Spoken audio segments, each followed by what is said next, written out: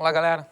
Sou o professor Silvio Freitas e hoje nós vamos fazer algumas questões sobre congruência de arcos, sobre divisão do círculo trigonométrico em partes congruentes. Vamos ao nosso primeiro item de hoje. Divide-se o círculo em 12 partes iguais, utilizando-se A como um dos pontos divisores. Determina os valores de x, tal que x pertence ao intervalo 0 até 2π, fechado em 0, fechado em 2π, e cujas imagens são os pontos divisores. Ou seja, você vai se deslocar no seu círculo trigonométrico uma determinada medida x. Essa medida x é dada em função daquela divisão do círculo em 12 partes iguais e você vai parar em algum lugar no círculo. Tá? E ele fala que esse lugar são os pontos divisores e pede para a gente localizar esses pontos divisores. Bem fácil a questão. Por que é bem fácil, Silvio? Porque você sabe que o círculo trigonométrico, todo ele tem 2π vezes o raio. No nosso caso, o raio vale 1, então o comprimento dele é 2π. Então, ele divide todo esse comprimento em 12 partes iguais. Então, o que isso significa? Acompanha comigo aqui na nossa figura. Significa que todo o comprimento, ou seja, 2π, ele foi dividido em 12 partes iguais. E que isso é igual a π sobre 6. Ou seja, a partir do ponto A, que é um ponto divisor, a gente sabe quem é esse ponto A, é o ponto de origem do círculo trigonométrico. O círculo foi dividido a cada π sobre 6 em radiano. Isso significa que você divide o teu círculo em 12 partes iguais. Você conhece algo bem semelhante a isso daí. É o relógio, que é dividido em 12 horas.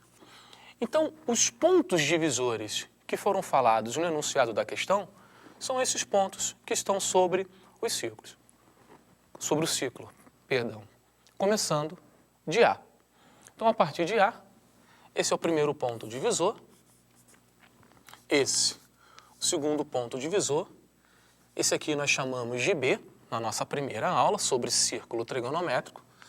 E então, P3, P4, esse é o A', esse é o ponto P5, aqui é o ponto P6, B', P7 e P8, onde a variação entre os pontos divisores é sempre de π sobre 6, se deslocando no sentido anti-horário. Recorde-se que a gente, por convenção, usa medidas positivas. Então, significa que de A até o P1, eu me desloco π sobre 6.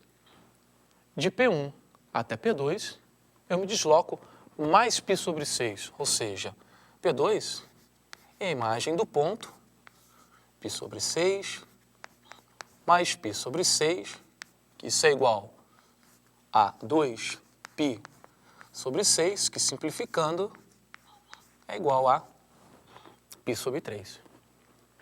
Aqui, no ponto B, nós já sabemos que isso é 1/4 de toda a circunferência, ou seja, de todo o círculo. A partir de π sobre 2, nós vamos nos deslocarmos até o ponto P3, onde, mais uma vez, ocorre um acréscimo de π sobre 6 unidades, ou seja, o P3 ele é π sobre 2 mais π sobre 6. Fica aí como exercício para você fazer essa soma dessas frações. O P4 vai ser o P3 mais o π sobre 6 e assim sucessivamente com todos os nossos pontos.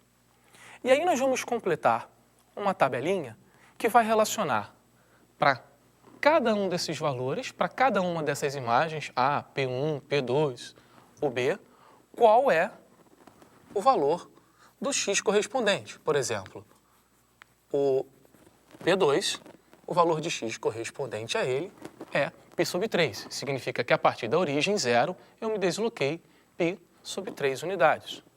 O P1 é o π sobre 6. Então, vamos completar a nossa tabela com todos esses valores. Acompanhe comigo. Então, após você fazer aquelas somas de frações que você encontrou lá na sua figura, nossa tabela que mostra as imagens, ou seja, os pontos divisores e os respectivos valores de x que estão associados a cada uma delas. Um exercício bem tranquilo. Vamos à nossa próxima questão. Então, pessoal, vamos lá à nossa segunda questão de hoje. Qual o polígono formado cujos vértices são as imagens do seguinte conjunto numérico? E aí o conjunto numérico é f, com x pertencente aos reais, tal que x é igual a k vezes π sobre 2, onde k é um número inteiro.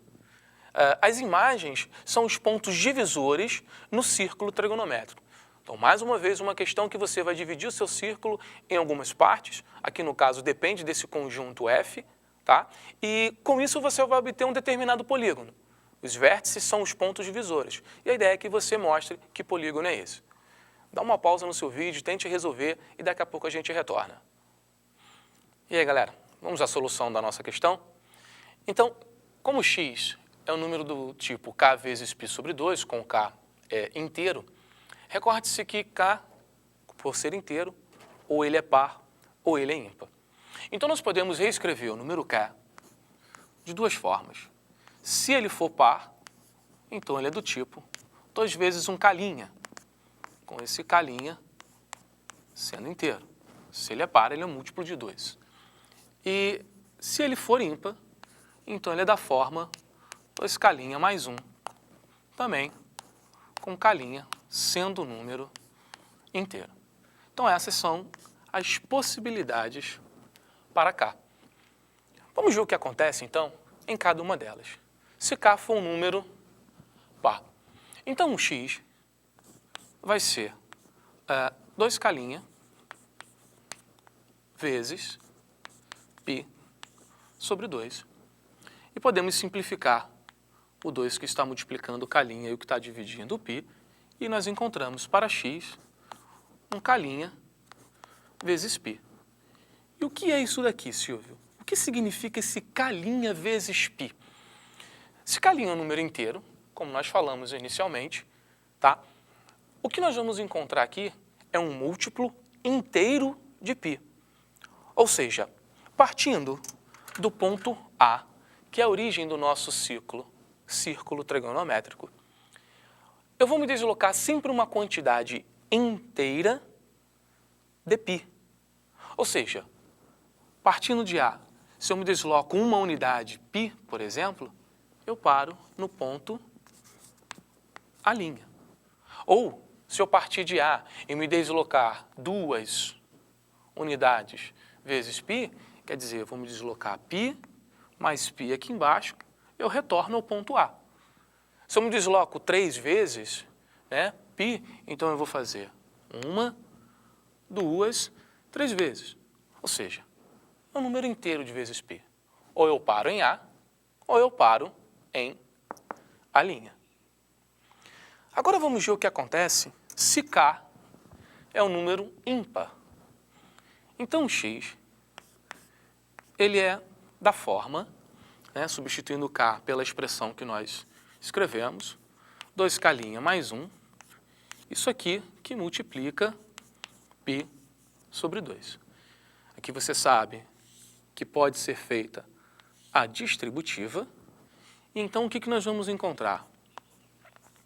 Um 2k' vezes π sobre 2, mais π sobre 2.